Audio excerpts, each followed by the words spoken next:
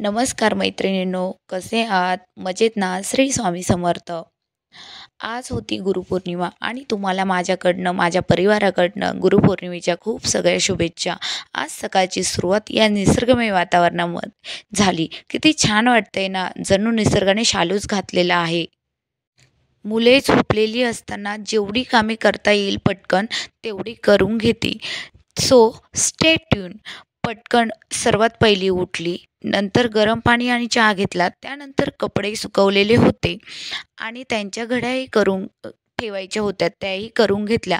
त्यानंतर मुलांना स्कूलला नेऊन सोडले आणि वेळ येते ती किचन आवरायची. सर्वात पहिले भाजी करण्यासाठी भेंडी धुवून घेतली. नंतर स्वच्छ धुवून घेतल्यानंतर व्यवस्थित पुसूनही घेतली. एक साईडला कणिक मळून घेतली. सोबतच गोडाचेही काहीतरी करायचे होते, तेही केले. आवरून घेतले. किचनमधील सर्व काम माझे झाले होते. आता मी माझी तयारी करून निघाले स्वामींच्या दर्शनासाठी.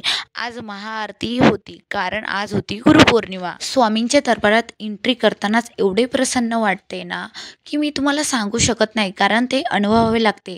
त्यानंतर सर्वात पहिले पाय धुवून घेतले. त्यानंतर प्रदर्शना करूनही घेतल्या. आणि हो मैत्रिणींनो, काही वेळेस आपल्यापेक्षा काही व्यक्ती लहान असतात, पण त्यांच्याकडून भरपूर काही सगळे शिकायला मिळते. त्यामुळे असे आपल्या यूट्यूब फॅमिलीमध्येही असणारे छोटे मोठे गुरु या सर्वांना हॅपी गुरुपौर्णिमा. आणि हो चला माझ्यासोबत स्वामींच्या दरबारात. किती छान सजलाय ना, इथे आले की खूप प्रसन्न वाटते. सर्वात पहिले गुरुर्ब्रह्मा गुरुर्विष्णू गुरुर्देव महेश्वरा गुरुर साक्षात परब्रह्म तस्मै श्री गुरुवे नमः. आणि हो, आज गुरुवार आहे आणि त्यामध्येच औचित्य साधूनच गुरुपौर्णिमाही आहे. त्यामुळे येणाऱ्या स्वामी भक्तांसाठी हा प्रसादरूपी स्वामींचा आशीर्वाद. स्वामींची नैवेद्य आरती झाली. त्यानंतर आज गुरुपौर्णिमेचे महत्त्वही खूप आहे. त्यामागील कारणे याविषयी माहितीही सांगण्यात आली. ती मी तुमच्यासोबत आणि तुम्हाला थोडे सांगत आहे. दरबारात गर्दी खूप होती. आरतीनंतर प्रत्येकजण गुरुपद घेण्यासाठी बसलेले दिसत होते. त्यामध्ये गर्दी करून बसायचे त्यापेक्षा मी ठरवले की तिथे बाजूला स्वामी सारामृताचे पठण केले जात होते, तेही एक पारायण करून घेतले. मला वाटले होते की तोपर्यंत गर्दी तरी कमी होईल, पण काही झालीच नव्हती.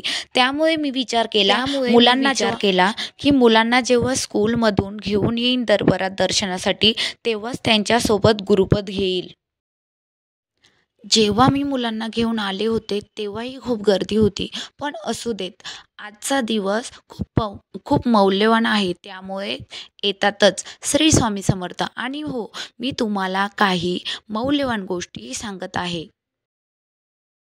गुरुपौर्णिमेचे महत्त्व. हा दिवस गुरूंचे स्मरण, त्यांचे शिकवणीचे पालन व त्यांच्याप्रती कृतज्ञता व्यक्त करण्यासाठी त्यांचा दिवस आहे. विद्यार्थ्यांसाठी, आध्यात्मिक साधकांसाठी हा फारच महत्त्वाचा दिवस आहे. शाळा, महाविद्यालये, आश्रम आणि मंदिरे यामध्ये विशेष कार्यक्रम व पूजन केले जाते. सर्वात पहिले गुरुपौर्णिमा म्हणजे काय? गु म्हणजे अंधार, रू म्हणजे दूर करणारा, गुरु म्हणजे अज्ञानाचा अंधार दूर करून ज्ञान देणारा प्रकाश. गुरुपौर्णिमा म्हणजे गुरूंचा सन्मान करण्याचा दिवस. जीवनातील प्रत्येक गुरुने दिलेले शिक्षण, संस्कार आणि मार्गदर्शन हे आपल्यासाठी यशस्वी जीवनाकडे नेतात. अशा गुरूंना विनम्र अभिवादन. आणि आता वेळ आली होती ती म्हणजे आमचा नंबर लागलेला आणि गुरुपद घेण्यासाठी आमची वेळ आली. गुरुपद घेताना हे बोलायचं असते: अनंत कोटी ब्रह्मांड नायक राजाधिराज योगीराज श्री स्वामी समर्थ महाराज, मी आपल्या चरणी त्रिवार मुजरा करून आपल्याला प्रार्थना करीत आहे. आजपासून आपण माझे माता पिता गुरु सर्व काही आणि तुम्हीच आहात. आजपासून मला आपला शिष्य बनवून आपण माझे गुरु व्हावे व मला गुरुपदी लीन करावे व माझा सर्वार्थाने सांभाळ करावा.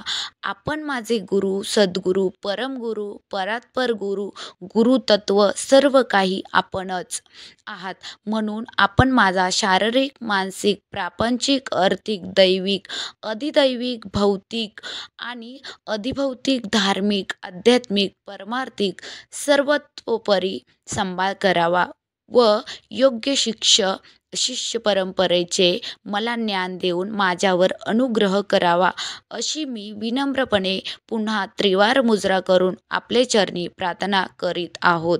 श्री स्वामी समर्थ. आणि हो, मी तुम्हाला सांगितल्याप्रमाणे मीही तुम्हाला गुरुपौर्णिमा मागील इतिहास थोडासा सांगते. गुरुपौर्णिमेचा प्रारंभ महर्षी व्यासांच्या जन्मदिनी झाला, म्हणून याला व्यास पौर्णिमा असेही म्हणतात. महाभारत, पुराणे आणि वेदांचे संकलन महर्षी व्यासांनी केले होते, त्यामुळे ते संपूर्ण जगाचे गुरु मानले जातात. याच दिवशी भगवान शंकरांनी प्रथम नंदीला ज्ञान दिले आणि गौतम बुद्धांनी याच दिवशी आपले पहिले प्रवचन दिले होते.